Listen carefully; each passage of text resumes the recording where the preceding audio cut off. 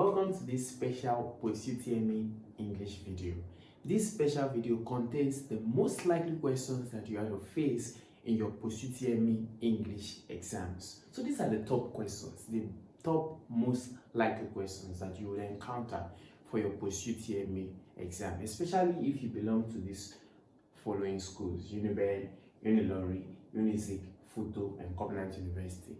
In the next episode, I will be doing some other about 6-7 schools where I've selected the most repeated questions that you should encounter from those schools. So I've put the name of the school, in brackets, and also the year where the exam was taken from, so that you can make reference to that place if you have the series questions, or you can check resources online for more information.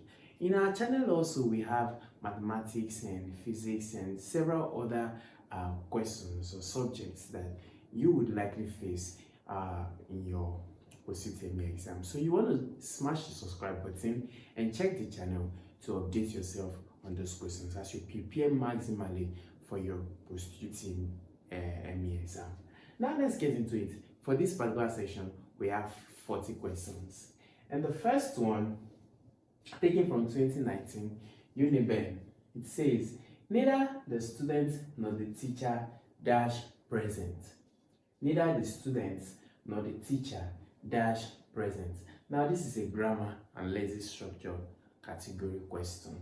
So neither the student nor the teacher dash present. Now if you observe, we have two subjects here.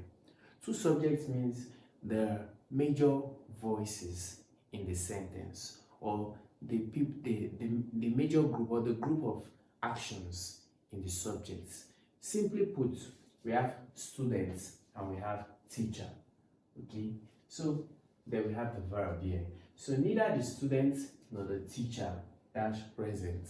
Now there is something called subject verb agreement, meaning that your subject must agree with the verb. The verb is missing here. We need to take from these options to fill in the verb here. So the subject, that's this, either this or this, should agree with the verb. But yet in that subject verb agreement, we have another rule that says that the verb will always agree to the nearer subject to it. So in this case, we have, like I said, two subjects. This is a subject and this is a subject, and then a verb should be here. So the verb that is to be here must agree with the nearer subject to the verb. In student and teacher, which of these is closer or nearer to the verb? You would agree that it's teacher. So teacher and verb has to agree. Now, if you have understood that, teacher in this statement now is in the singular, student is in the word plural, meaning more than one person, but teacher here is in the singular. So if teacher here is in the singular, your verb here will be in the what? You get it right, the singular, because like I said, subject verb agreement. So teacher is in the singular, your verb here will be the singular. So from this option, which of these would fit as the correct verb here? Let's read it again. Neither the student nor the teacher, because you're talking about one teacher. So neither the student nor the teacher is present. So it's an action that is happening in the present tense. If there was was, if there was here, it would have been was. But there is no was, and where is in the plural. So is the only eligible, the only correct option here. Neither the student nor the teacher is present. Neither also means not one. So the student has taken the form of one group, the teacher has taken the form of another group. So not one of these people is, because it's in the singular, is present. So the correct option here will be option B. Next question now. 2020 from UNILORIN. If I dashed him yesterday, I would have told him the truth. If I dashed him yesterday, I would have told him the truth. Now, yesterday, so this shows that this was in the past. Okay, yesterday shows in the past. So what has to be in the past perfect. Okay, in order to flow with yesterday, because would have is past participle, right? Past participle. So we need to have our past perfect here for it to make complete sense. Or let me simply say, wherever you see would have, you should know that either the preceding phrase or the preceding phrase or half sentence after that would have would be something hard. Do you get what I'm saying? If you don't understand what I said first, then just know that if the right hand of the sentence has would have, the left hand should have had. Okay, just know that at the back of your mind. So have and had will always go together. So if I had seen him yesterday, I would have told him the truth. So this is a past perfect. This is past perfect, and this is what is needed here. So B is the correct option. Question 3 from 2018 from FUTA, taken from FUTA. The boy as well as their coach dash tired. The boys as well as their coach dash tired. Now, subject verb agreement again is in play here, but this time the boys and their coach as well as has brought the two of them together. So the boys as well as their coach dash tired, we will say was as well as their coach. So because it's now one, the boys, a group, has been brought to a coach, a group, so it becomes was. So the boys as well as their coach was tired. Yes, was. This whole thing now is now in the singular. The two groups has been merged into one. So the boys as well as their coach was tired. Question 4, 2021, UNIZIK. One of my friends dash going abroad tomorrow. Also is subject verb stuff. One of my friends, singular. Okay, one of my friends is in the singular. Is, one of my friend is going abroad tomorrow. And then question 5, 2022 from Covenant University. The girl sings dash than her sister. The girl sings dash than her sister. Now this is comparison, a comparative statement or sentence. So the girl sings dash than her sister. Sweetest is in the superlative, so we can't use sweetest. More sweetly, we can't use most sweetly also. Most sweet, because most is in the superlative. So we actually be doing sweeter, which is a comparative, and more sweetly, which is a comparative. Now, in choosing between B and D, which one of these options best suits this statement? The girl sings more sweetly than her sister, or the girl sings sweeter than her sister? Okay, so more sweetly is the conducive, is the better rendering for this statement. The girl sings more sweetly than her sister. Yes, so because sweeter is not used in the right collocation here, it's not used in the right, you don't sing sweet. Sweet is not in the right form for this sentence. So more sweetly, sweetly is the act of the act of something, not in terms of taste. Okay, but this one is in terms of taste. But sweetly is like an action, a act.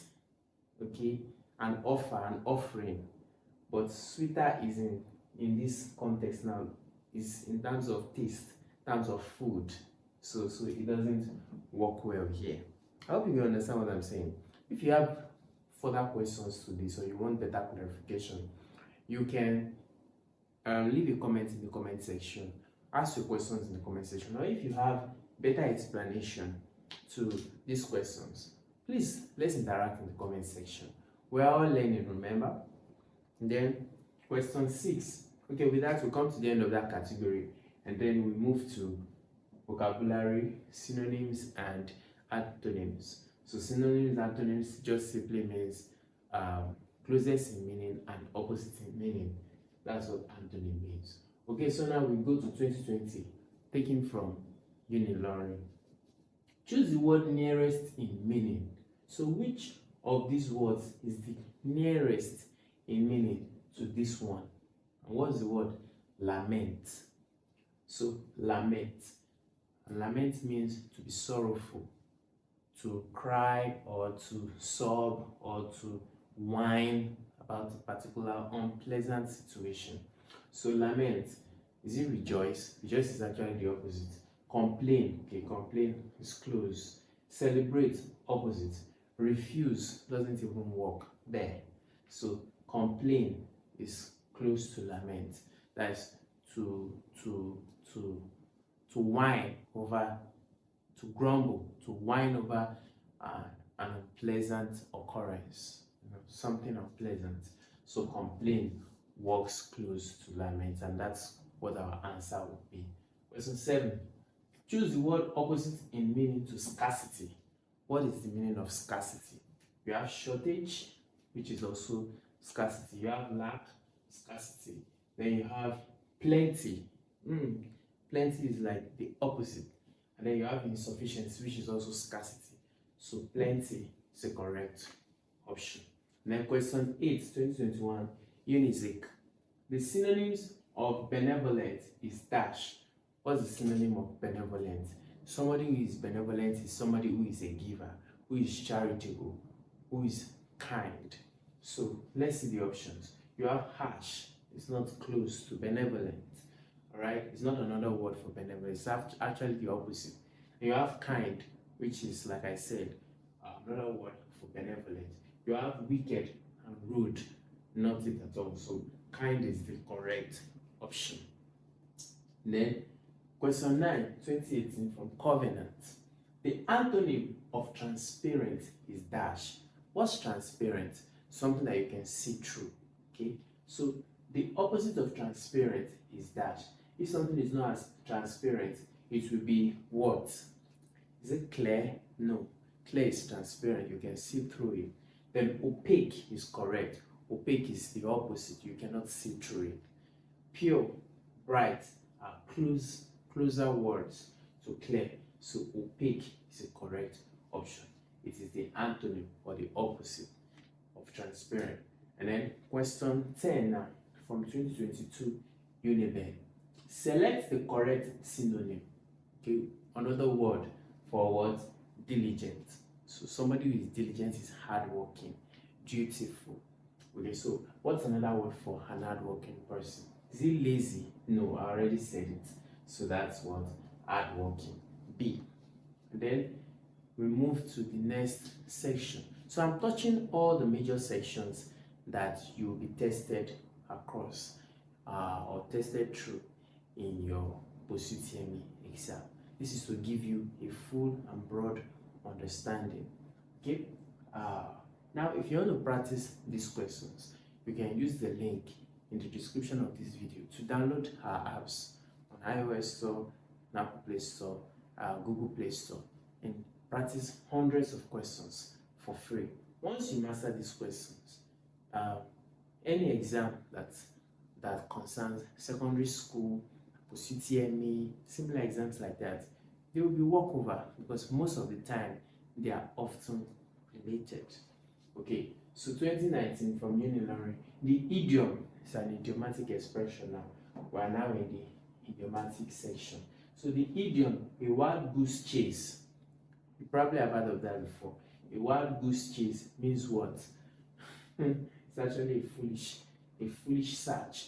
A wild goose chase means a search with a useless search, a search that doesn't make any sense, that has no useful outcome. So that's a foolish search. And then 12 from 2020 UNIBEN. To cry over spilled milk is what? To cry over spilled milk is what? Just like to say to cry over broken eggs. So, to cry over spilled milk is to regret over something irreversible. It's like milk spilled on the ground. There's nothing you can do about it. You can't pack it. You it's just waste. So you can't cry. So crying over spilled milk simply means to regret over something irreversible. So when you come across that, keep it in mind. Not to be wasteful, not to spill a drink, not to quarrel endlessly. And then question 13 now, from 2021, FUTA. He kicked the bucket means he what? Kick the bucket. So kick the bucket is an expression for die. Okay, when somebody dies, you say he kicked the bucket. You know, in pidgin you say change address. So, but in idiomatic expression, we often say, you know, idiomatic expression are just another way of expressing something. Okay, a way to express something, sometimes indirectly, sometimes to convey a message, to hide a message from the general understanding and portray it to certain persons in a setting that will only understand that message, right? So kick the bucket is what? He died. 14. UNIZIK 2022. To blow one's trumpet means what? To blow one's trumpet simply is to praise oneself. To praise oneself. So that's what blow your trumpet means. 15. 2018 from Covenant. The ball is in your court means what? I've put the responsibility to you. The responsibility is in your care now. You must take responsibility. So A is the correct option. The ball is in your court. You are the one with the ball right now. What are you going to do about it? So that's what it means. Then the next section now, you have comprehension. So we have moved to the comprehension category now. So we are going to be getting some sample passages or question, test, inference, tone, and meaning. Yes, in the real exam, or when you are practicing when you are doing your exam, taking your exam, you might be given short passages and asked to get answers from those short passages. You could be filling the gap, short passages with filling the gap. You are asked to fill the gaps in those passages with the correct option. So several things, similar questions to what I've said. But let's look at this one. 2021 UNILORIN. In a passage, the writer described Lagos traffic as a never-ending nightmare. What does this mean? This expression suggests what? A. Lagos traffic is smooth. B. Lagos traffic is always stressful. C. Lagos traffic is enjoyable. And D. Oh, D is cut off. But simply what it means is Lagos traffic is always stressful. It's always displeasant. So a never-ending nightmare. I mean, from the start to the end, there is something to be, unhappy about, which is almost true, as in almost true all the time about Lagos traffic. So it's always or almost always stressful. Then 17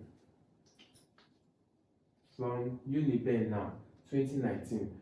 The mood of a passage describing a famine-struck village is dash. The mood of a passage describing a famine-struck village is dash. Is it joyful, cheerful, sad, indifferent?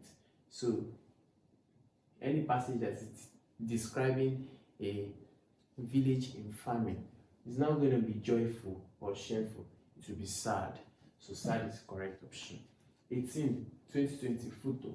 If a passage states the politicians' promise were castles in the air, it means dash. Like for somebody, when you must have heard someone say is building castles in the air, means they are unrealistic, fake, empty. Yes, that's a correct word. Holds no water. Okay, unrealistic. You get? They are just what's another word for that now? Give me another word for that in the comment section. Alright? Another word for castles in the air. A phrase or a good word for it. Yes. So empty, yes. So the promises were empty or unrealistic. Yeah. So B is the correct option. And then 19, 2022 UNIZIK. In a story where the hero dies for his people, the dominant theme is dash. Okay, a story where the hero dies, maybe a mother dies when trying to take care of her children. Okay, a man dies defending the city. So it's always a story on what? Sacrifice. Sacrifice of one person's life to save the life of many. Like when you read in the Bible, Jesus died for the world, right? So sacrifice. Then question 20 from 2018, Covenant University. A passage states, "Her voice trembled like a leaf." What's the figure of speech there? The figure of speech is what? Her voice trembled. You know, leaves will always like shake like that. So her voice shook or trembled like a leaf. What kind of speech is that? What figure of speech is that? You have simile, metaphor, irony, hyperbole. A voice, like anywhere you see an expression like means something, but especially it uses the word like, or it uses the word as. That expression is a word figure of speech. That expression is a figure of speech. Yes. If it doesn't use like or has, then it could be a metaphor. But in this case, it's a figure. It's simile, right? Figure of speech is simile. Now, if you've watched this video up until question 20, it means that you are enjoying it. So if you are enjoying it, I think the least you can do is to smash the like button. When you smash the like button, it only suggests to YouTube algorithm that the video is good and it can push it to more people. All right, that's the least you can do to support this good work we do. Remember, it's free and it takes nothing from you, so kindly do that right away. All right, we go to question 21. Now we move to literature in English. Now, from 2019, a play that ends unhappily due to the hero's downfall is what? A play that, or a movie that ends sadly because the hero had a downfall or died is what? Is it a comedy? No, actually, comedy makes everyone excited. Comedy ends happily. Is it a farce? No, farce is a nonsense story. Okay, so is it romance? No, romance is emotional and often all the time nice. Okay, it's tragedy. Tragedy ends unhappily. Tragedy ends unhappily. So question 22. UNIBEN. The sun smiled at us. You know, the picture of the sun is usually depicted as a smiling face. So the sun smiled at us is an example of dash. Now, it's only humans that have the attributes of smile.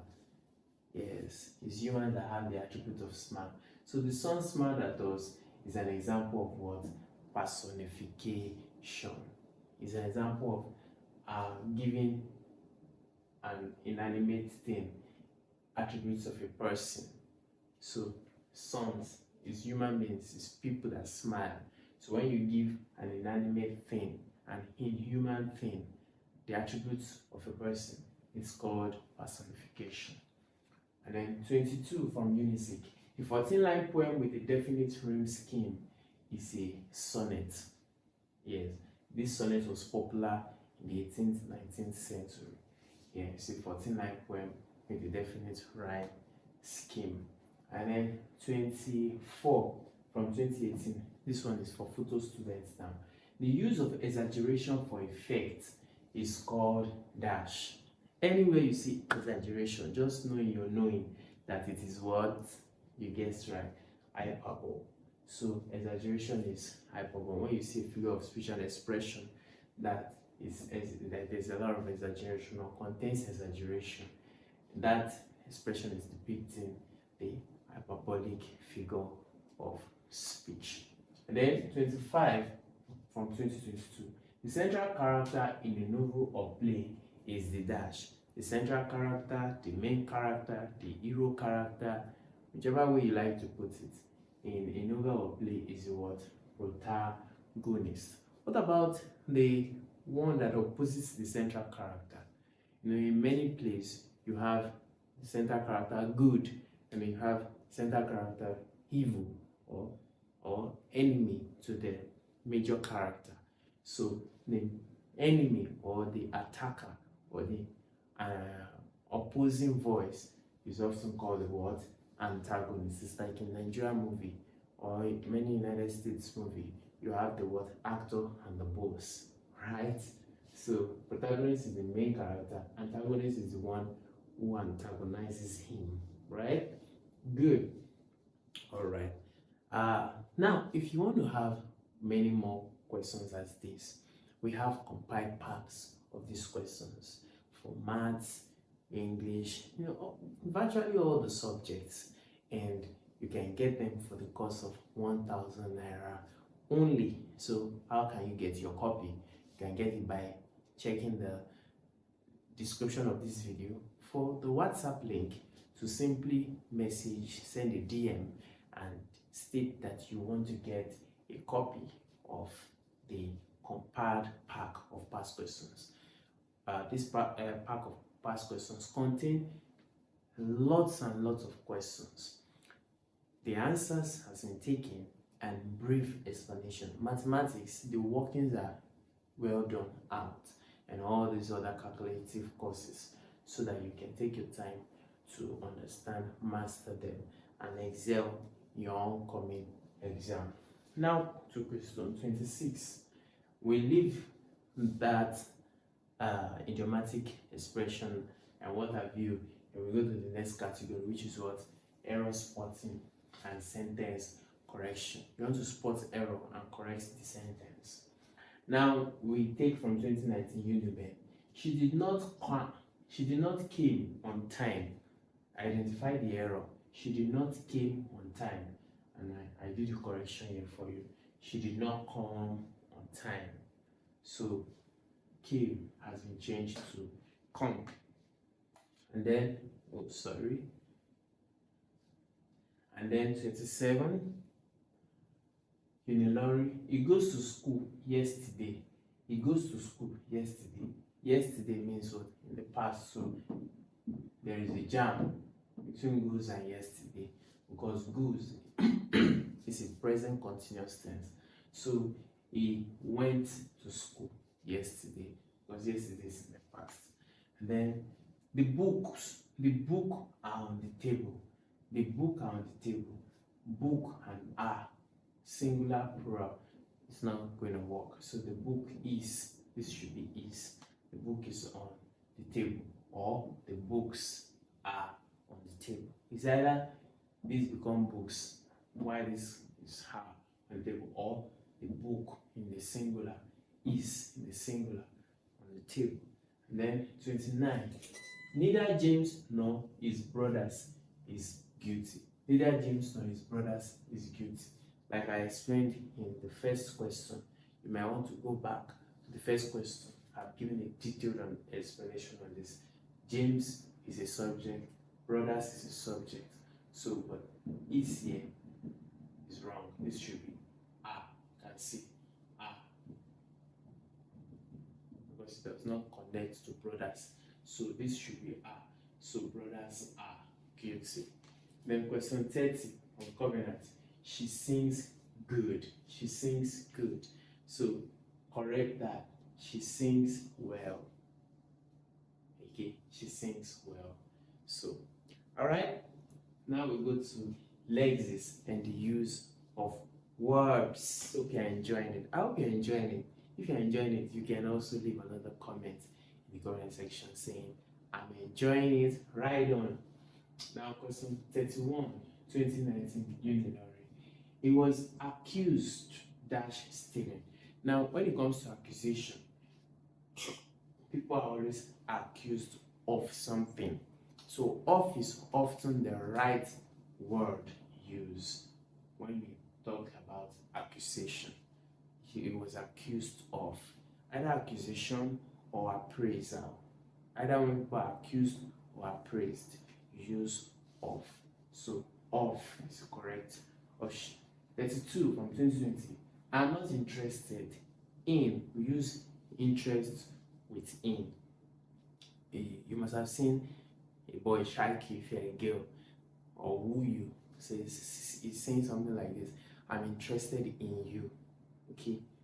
Hi, baby, I'm interested in you. So when we are talking about our interest in one thing or another, it's often in, interest in. So it's a policy. These are like rules in English. Once you know these rules, you don't need to think too hard on the answer. So I'm not interested in politics. 33. Are they congratulated me dash my success? So congratulations have a rule also. You congratulate people on, you must have seen some of these souvenir booklets where you see congratulations on your graduation, congratulations on your convocation. So people are always congratulated on an achievement, right? So you congratulate people on an achievement. You commiserate with people on their loss. You get that now? So that's on. Then 34 from 2018 UNIBEN. The car is different from, it should be from. The car is different from mine. That car is different from mine. So to distinguish, use from to distinguish between two things. And then question 35 from 2022. He insisted on seeing the manager. He insisted on seeing the manager. Yes, insisted on seeing the manager. Then 36, 2019. Which of this is a narrative poem? A narrative poem is a what? Epic. It's like the story, it's like when somebody is narrating the story of an hero, the story of a god. Okay, let's say the story of Jesus Christ, born in a manger, was a carpenter boy. So the story of gods, all these folklores, folk tales, Greek mythologies, they are often epic. Narrative poem, they are often epic. Okay, and then 37 from 2020. The repetition of vowel sounds is called dash. Okay, we've taken a lot of these questions in GC exam, NAPTEP, and the other past questions I've done. So the repetition of vowel sound is called alliteration. No, sorry, assonance. The repetition of vowel sound is called assonance. If it is consonant sound, it is called alliteration. Alright, like the piper picked the peck of pickled peppers. So vowel, assonance, consonant, alliteration. Never forget it. And then 38, 2021, FUTA. Negro spirituals originated from dash. Negro spirituals, you can see that it's in quotes, is a phrase or is a group of words. So it originated from dash. It originated from America. It's actually a genre in America. However, Negro spirituals is like is a type of songs that were made by African slaves that was sold to America, that were bought and sold to America. They were like songs that were created that these African slaves sang in the house of their masters. Songs like Sweet Low, Sweet Chariot, coming for to carry me home. Sweet Low, Sweet Chariot, coming for to carry me home. Especially those in Christendom, you must have heard, maybe, especially those in Pentecostal, old Methodist churches. So those songs were now gathered together and put into a genre that is called Negro spirituals. So they were songs and chants and lyrics from African slaves. They created those songs, reminding them of home, songs that prayed about their freedom in the future. Yeah. So 39 from Covenant. A play written to ridicule human folly through humor is what? Satire. Is a play that is written to ridicule human lifestyle through humor. Yes. So human folly, human wrong action, wrong decision, any all those kind of stuff. But you always put some uh, humor into it. There are several of such writing by William Shakespeare, okay, and our man too, Wale Soyinka. We have such writings by him. And then the last question, 2018, UNIBEN. The tragic flaw of Othello, yes, is what? Jealousy. This book was written by, I think, Shakespeare. Yes, so the tragic flaw, the mistake that Othello made here was jealousy. All right, and there we have it for the 40 top most likely questions that you would encounter for your post-UTME exam into any school. So make sure that you master these ones. Go over them over and over again, and I'll be making episode 2 in a few days time. So make sure you are subscribed to the channel and turn on notifications so that once I create those videos and it's uploaded, you can come back to watch. I'm happy to have had you watch this video today. Please let us know your feedback, your comments. What do you think about my presenting? Did I did it well? Do you have questions? Do you have better suggestions to an answer? You know, I want to hear from you. So I'll see you in the next one. Bye. Hi, I'm sure you enjoyed the content you just watched. To see more episodes as that, preparing you for your oncoming exams, smash the subscribe button on this channel right now and visit the playlist that we've made for you, covering over 50 type of different exams, including JAMB, WAEC, Kakao,